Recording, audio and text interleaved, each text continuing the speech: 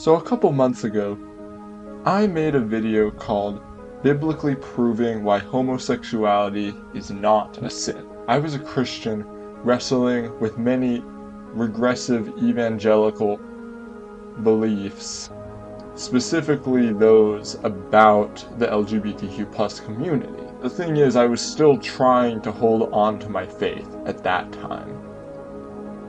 Now, my faith isn't there anymore. Today, I'm going to be sharing the story of both how I came into Christianity and ultimately what caused me to decide to leave. If you enjoyed this video or relate to me at all, I strongly suggest giving this video a like or hitting the subscribe button so that my content can reach more people who are struggling with issues like this. Now, without further ado, let's get into the video.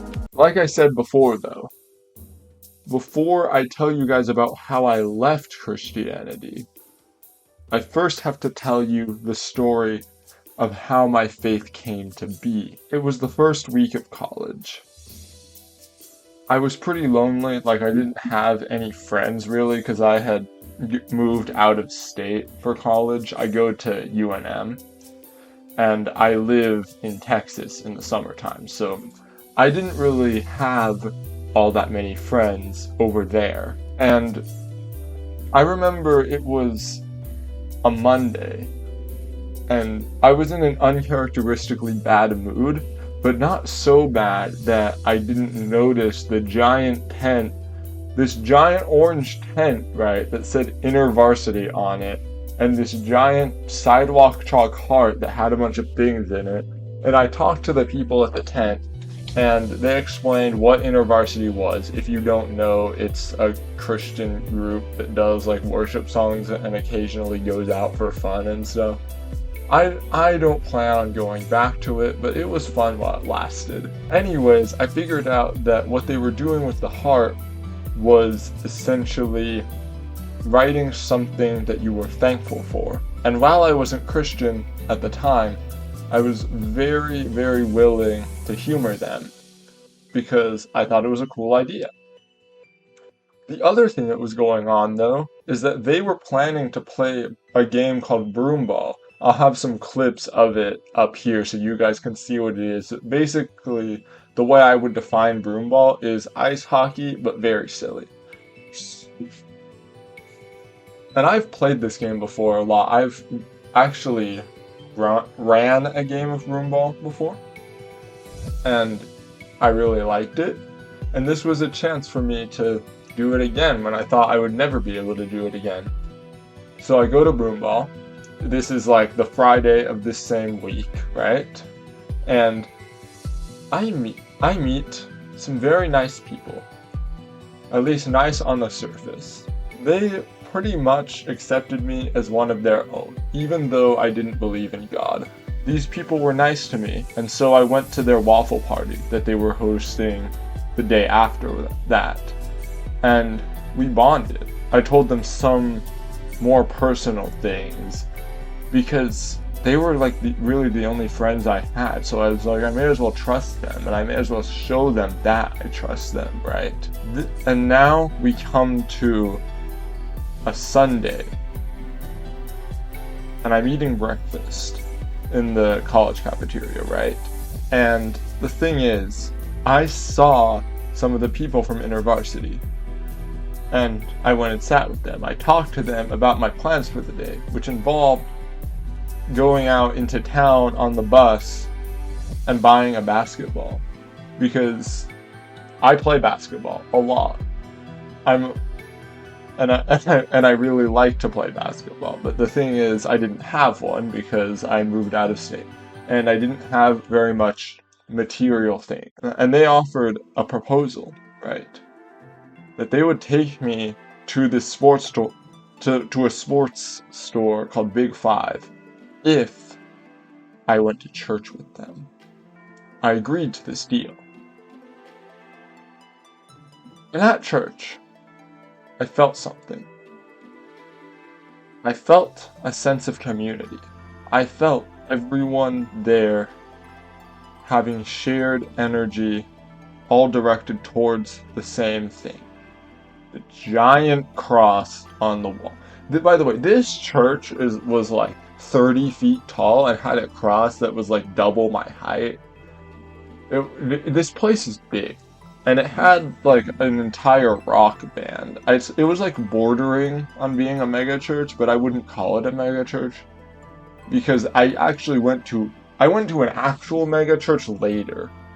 And those things are more like theaters, honestly. Like it's more of a performance than anything else. And that whole experience compelled me to go talk to a Christian about what they believed as it pertains to God. Because obviously, like, I knew who Jesus was, but I didn't understand how people believed in him. So I talked to this guy named Craig, and he shares the gospel with me, and he invites me to a Bible study. And the next week, I come to that Bible study, and I end up learning a lot about the nature of the Christian God. And I'm starting to think, maybe I should give this a try. It's also worth noting that when I was at church, I heard the pastor talk about the standards of Christian marriage, and one of the key things was don't marry a non-believer. I think that that's silly, but apparently they don't. And there was a girl who was kind of cute, and I wanted to get to know her more. So I decided, why not give this thing a try? Why not accept Jesus into my heart and do all the Christian things, get baptized and stuff? I actually did get baptized at that church that I went to that Sunday. It was called New Life Church. I'm not going back though because I actually had to leave that church, right? During one of the services, they shared a story about a lesbian woman who had converted to Christianity. Hey, so this is future editing twig. I actually found the exact clip of the guy from my old church saying the homophobic thing, so I'll just let it play out for y'all. Life to be? What is he calling them to? There's this incredible story. There's a table group in Las Cruces at our sister church with Pastor Daniel Colson. And there's this just incredible testimony of this woman who started coming into their table groups. And I'm not sure how she got invited, but somebody invited this woman into the table groups. And at the time, this woman was living in a gay lifestyle,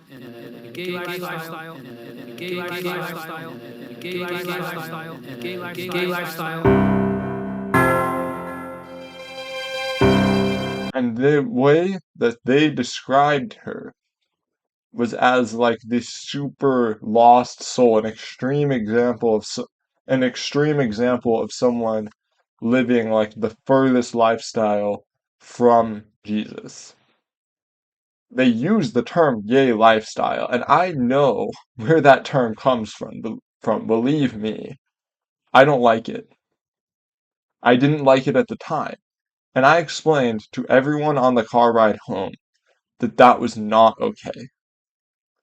That regardless of how you feel about the status of LGBTQIA plus people being sinful, you do not talk about them as if they are choosing to live a certain way, because that is hate, and that is not Christ-like. This was around the time that I started to delve deeper into my faith. It was also the time when I got rejected by this one girl, who I will keep her name secret for privacy reasons. That did not deter my faith though. Like I said, it encouraged me to seek out more stuff about Christianity. I read my Bible more. I prayed. And eventually, I came to a crossroads. I was at a meeting with some of the higher ups in another Christian group I was in called Crew, and I was preparing to become a leader in that group. I know. Why trust a leadership spot to a guy who's barely been a Christian for 5 months? It seems crazy to me too. But they saw something in me. And also I was willing to put up with the entire chartering Zoom meeting that they made all the new people who were making clubs go to. So yeah, I was given leadership privileges, but a tragic accident happened. And this guy, Craig, who I talked to, and who was essentially the adult for this other Christian group I was in called Crew, he died in a bicycle accident. And because of that, it was up to me and this other girl, who happened to be the same girl who rejected me, to run this club. And we were putting up posters for a Crew event that we were helping to organize with some of the greater chapters of Crew. And while we were talking, she asked me why I stopped going to New Life Church and why I was going to a different church now. And I told her it's because they said something that goes against my beliefs and I don't think is biblically sound. At least it's not condemned, and it was the lesbian thing, like I said before. And she showed me a passage that could be interpreted as non-LGBTQ affirming. To keep in mind, this girl used to be an atheist just like me. She hasn't been a Christian for much longer than I had at that point. And I was like, so you don't support the LGBTQ plus community anymore? And she said no. And I realized what Christianity can do to some people. If you focus too much on the rules of Christianity, you can forget the underlying meanings, the underlying themes of Christianity, which I love, by the way. Love yourself, love your neighbor, love God. That's basically all you need to do to be a Christian. So you might ask, why didn't I just become an affirming Christian? Why did I have to leave the church? And this is when I get to what happened at that meeting. We went to Chili's, which was the first red flag, and we were handed a sort of like leadership contract that said things about like, oh, like Jesus Christ was raised from the dead and like died for all our sins and stuff, and we like confidently can proclaim that God exists and like the Holy Trinity is real and stuff like that. And most of that was fine and dandy.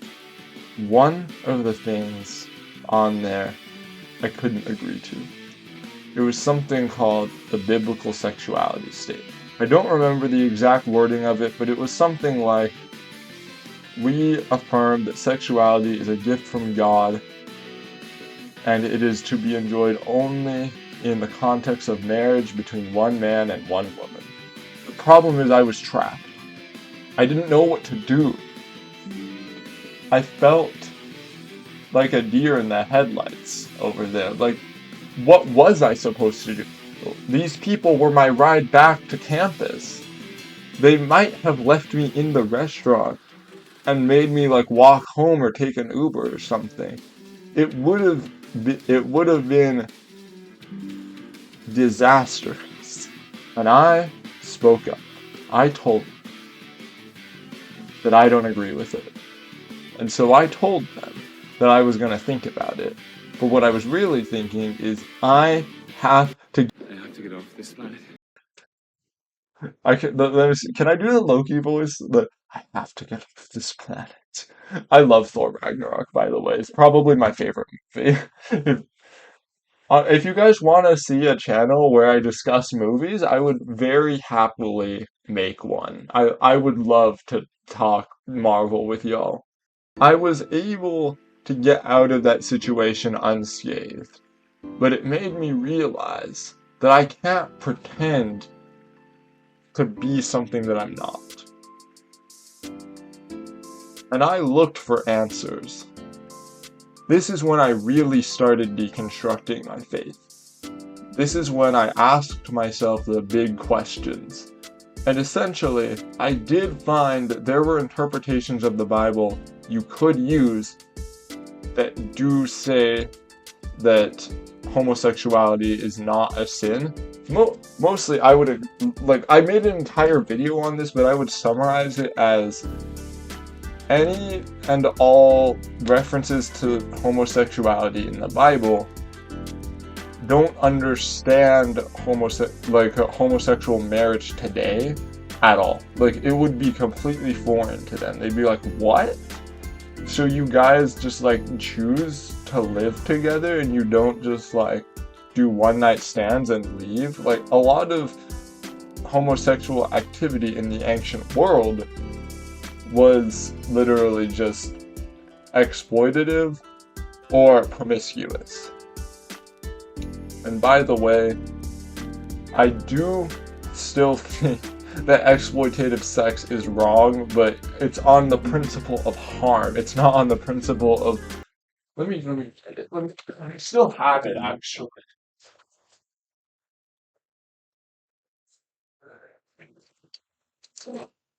It's not on the principle of what this book has to say. Much better. This is when I came across many atheist YouTubers, such as Alex O'Connor and Genetically Modified Skeptic, as well as his wife, who has a killer channel name called the Antibot. You guys should check them all out. They make incredibly insightful content, and I think that the philosophical takes that some of them have are fascinating. One of the things that I learned from these atheist YouTubers is the existence of non-canonical gospels. And this is when my faith really started to turn from questioning to breaking it down. I realized by reading the Gospels of Thomas and Judas that Christianity is really just curated to where there's the least amount of disagreement and confusion in the Bible as possible. Christianity is a man-made religion. I'm sorry to tell you guys. It's just, if you believe that there is a God out there, good for you. But what I can say is that I think right now, if there is a God, I don't think that God is to be worshipped. I think that God is to be rebuked and punished, because that God is not what most Christians think. It's not even what most atheists think. I don't think many atheists have heard of Saklan, the fool god of the Old Testament. He's best known for his wrathful ways and the fact that he was the one who created Adam and Eve.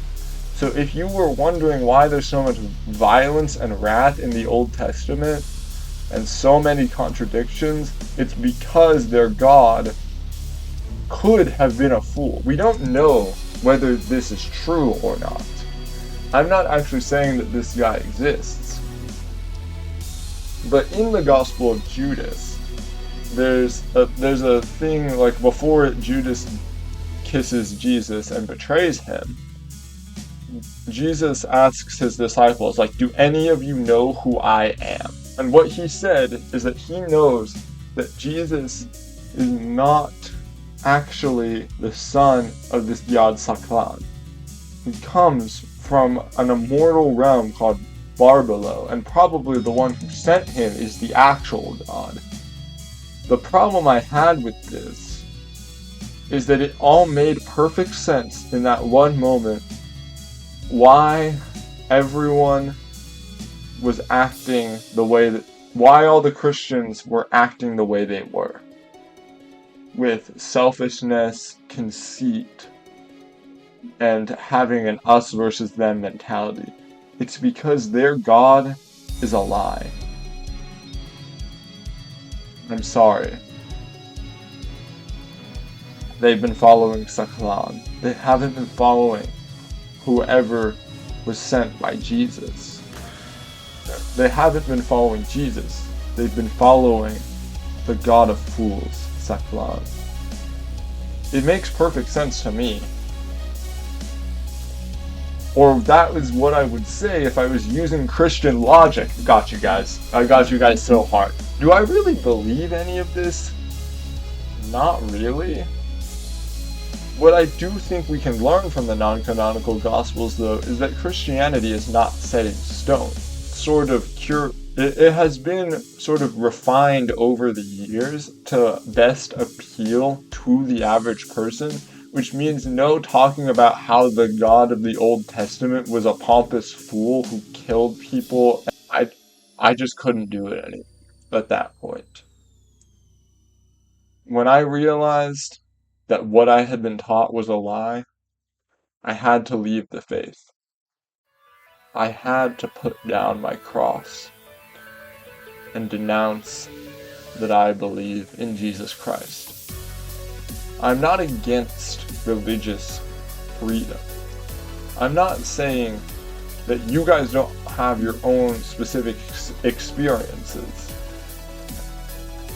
But from my point of view, from what I have experienced, I am now of the opinion that Christianity is a lie. I think there are plenty of good Christians out there. There are plenty of Christians who actually follow what Jesus teaches. And in fact, I'm not saying that the teachings of Christianity are overall bad. Saying that we should love our neighbors and serve the people who can't provide for themselves and to help the needy and stuff, that is very, very good doctrine. It's just, there's a verse in the Bible that says, "You will know your peers by their fruit, and I too must judge many Christians by their fruit." And that fruit is not what I would call holy, biblical, anything like that.